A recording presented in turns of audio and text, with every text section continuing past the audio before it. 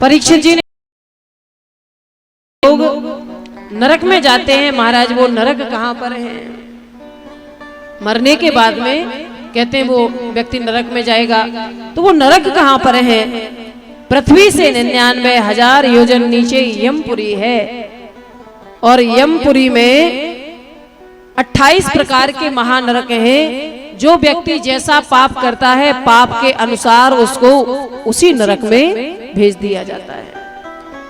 पापियों के लिए 28 प्रकार के महानरकों की व्यवस्था बनाई गई। जो जैसा पाप करता है, छोटा बड़ा जैसा भी पाप करेगा, पाप के अनुसार उसको नरक में भेज दिया जाता है।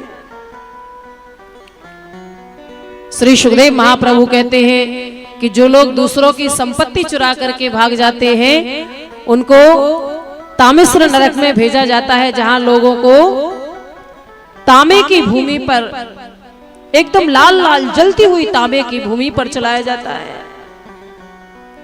ध्यान से सुनना, जो लोग दूसरों की संपत्ति छीन करके भाग जाते हैं, उनको कहां? तामिश्र नरक में भेजा जाता है, जहां लाल लाल जलती हुई तांबे की भूमि पर उसको चलाया जाता है।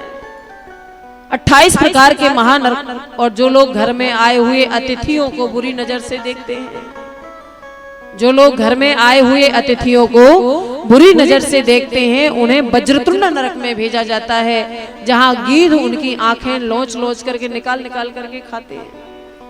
इसलिए ध्यान रखना चाहिए, कभी भी कोई घर में अतिथि आए, छोटा हो बड़ा हो, हमेशा हमारी जितनी व्यवस्था है, अपनी व्यवस्था के अनुसार। जरूरी नहीं है कि हम कर्ज लेकर के उसका सम्मान करें, लेकिन परमात्मा ने हमें जितना दिया है, उतनी क्षमता के अनुसार हमें आए हुए अतिथि का। देखो, एक तो मेहमान होता है, एक मेहमान होता है जो आपको बता करके आए कि भैया आज हम आपके यहाँ आ रहे हैं, लेकिन जो बिना तिथि के आए वो क्या है? वो मेहमान नहीं, वो अतिथि है, जिसका आपको पता ही नहीं था और वो आ गया। अब उस समय अगर बता के आया होता तो हम लोग घर में व्यवस्था भी बना ली, पर जो बिना बताए आ गया, घर में कुछ है नहीं है, तो आनंद फानन में क्या किया जाए? चिंता मुक्त होकर के, जरूरी नहीं कि 56 भोग हम उसको खिलाएं। हमारे पास जल है, प्रेम से जल लो, उसको पिलाओ, प्रेम से बातचीत करो, उसको बिठाओ। जो घर में है रूखी सूखी रोटी भोजन उसको खिला करके और प्रसन्न करो। तो कहने का तात्पर्य है कि जो अतिथि को बुरी नजर से देखता है, हमारे यहाँ पहले कैसी सुंदर परंपरा थी कि जब घर मकान बनवाए जाते थे तो घर के बाहर लिखवाते थे, अतिथि देवो भव। अतिथि जो होते हैं वो देवताओं का स्वरूप होते हैं। कैसा सुंदर भाव था। और अब जो भवन बनाए जाते हैं उनके बाहर क्या लिखवाया जाता है?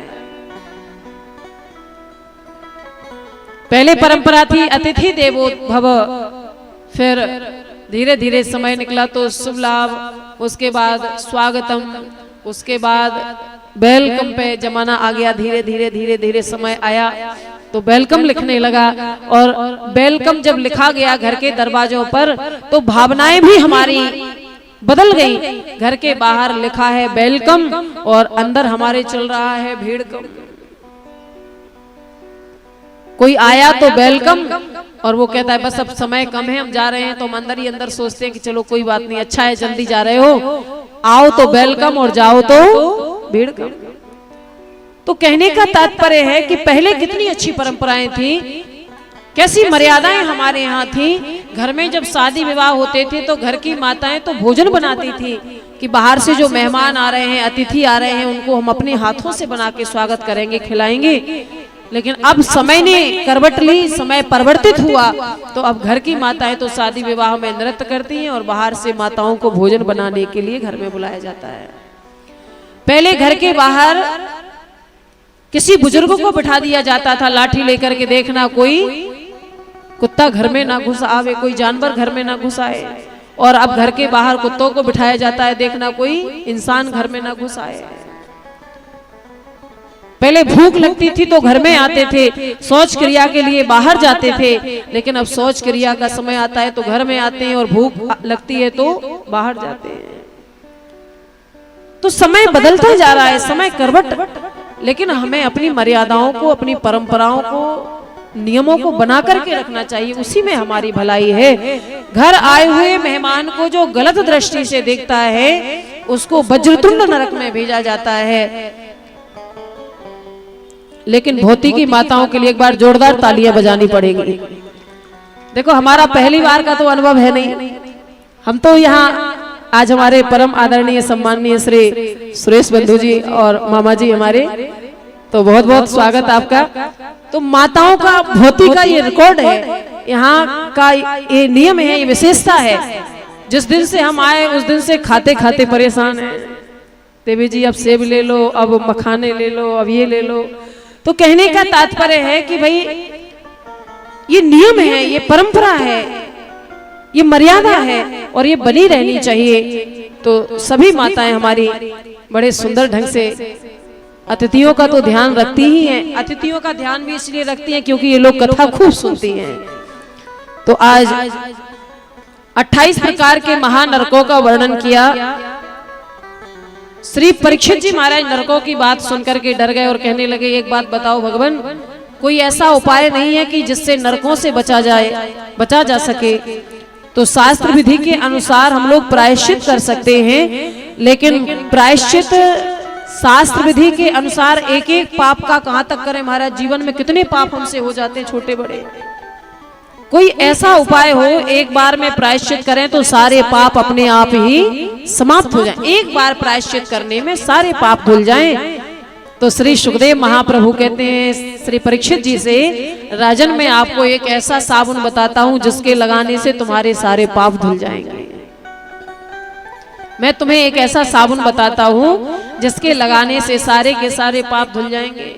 अब आप दिमाग पर जोर लगाओ, ऐसा कौन सा साबुन हो सकता है? आपको लग रहा होगा कि जो साबुन हम लगाते हैं कहीं वही तो नहीं। श्रीमद् भागवत महापुराण का कथन है के चित केवलया भक्तया वासुदेव परायणा अघम धुन्वन्ति कात्सरणेन निहारमेव भास्करः। श्रीमद् भागवत महापुराण में लिखा है अघम धुन्वन्ति, पापों को यदि आप धोना चाहते हैं तो भगवान नाम रूपी एक ऐसा साबुन है कि उसको लगाओगे तो आपके सारे जन्म जन्मांतर के पाप समाप्त हो जाएंगे। श्री राधे गोविंदा मन भजले हरि का प्यारा नाम।